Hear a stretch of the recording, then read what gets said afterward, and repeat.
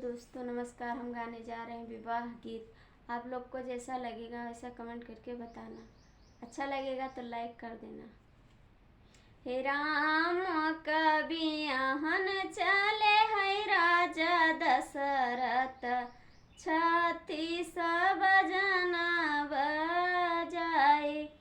बीची महलिया माना चैपतुरिया, धन दशरथ भागी तू हारी।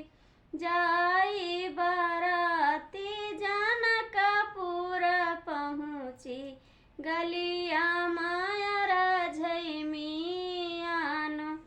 राम लखन दोनों पूछन लागे, कवन हुए जनक दुआरी। जाई बरतिया दुआरवा पे उतरी, लोग पूछे कि हा कई बराती। लोग निहारैया रतिया बरतिया, सासु निहारै दामाद रे। लोग निहारैया रतिया बरतिया, सासु निहारै दामाद।